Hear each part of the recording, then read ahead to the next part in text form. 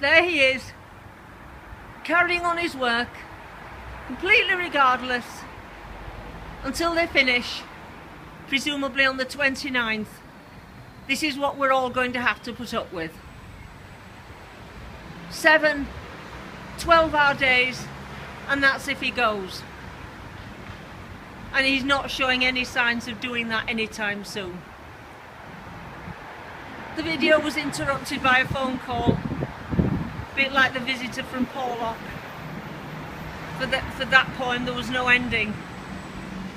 Coleridge never finished that poem. I wonder if I'll ever be able to get back to the life that I had. I'm now beginning to wonder if they'll ever go.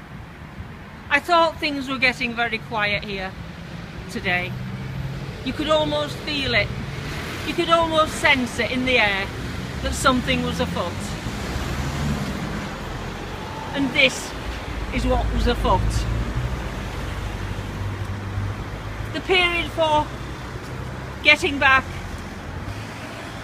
about the Bruce Ritchie's new plans has been extended, and a new raft of letters has been sent out to the people round about.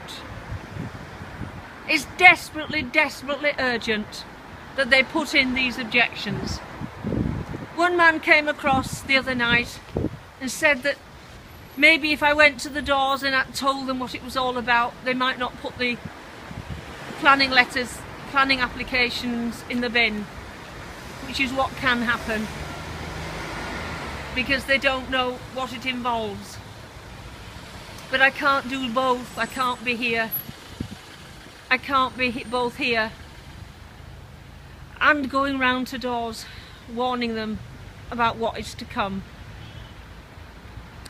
As you can see, the 3rd floor is lit up and the electricians are refusing to leave. Well, I'm not going in until they do. I don't care if it's 10 o'clock tonight. I'm staying out here and recording this. There's never anything that we can do here. And no doubt Bruce Ritchie will get through his plans. After all, the new terminology is iceberg developments. Iceberg developments make the car stacker and the Muse houses seem minuscule. I'm tired, everyone is tired. We just want Stoneforce and their contractors to go home at night. We can't stop them coming in the mornings, but we want them to go home at night and let us have our life in the evening. But this is what is happening, and there's nothing we can do about it. They carry on, totally regardless. I banged with my full strength on that door, and they're not interested. They're going to carry on working regardless. All the lights are dangling, a bit like a Christmas tree awry. But it's not a Christmas, it's hell on earth. And there's nothing we can do. There's nothing we can ever do.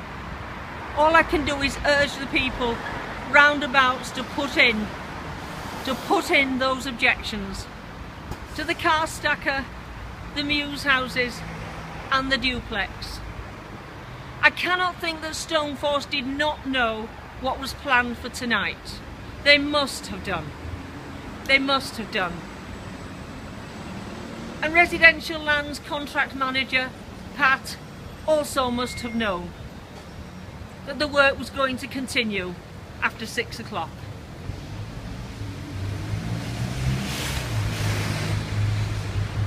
There's nothing we can do.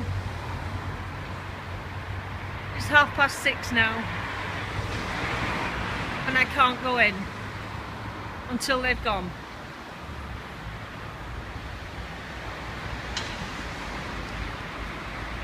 Karen Buck addressed the House yesterday about this very problem. Iceberg developments, which are weakening the structures of other flats on either side in London. Swimming pools, gymnasiums, you name it, they will build it. God knows what Bruce Ritchie's got planned when he gets his car stacker through, and his muse houses and his duplex. Maybe he's got a private kingdom planned for underneath Manor Apartments. Who knows? But iceberg developments is a very good term, coined expression. Brilliant terminology. But it's not them going down, it's us. Just like the Titanic. Like the rest of London who have to tolerate the iceberg developments. There's nothing we can do unless the law changes. And the law must change. It must change, or London will sink with it. Thank God for Karen Buck. Thank God we've got an MP with a head that's screwed on the right way, who thinks about these things, and not a Tory MP who will be endorsing people like Bruce Ritchie. I've got nothing else to say tonight.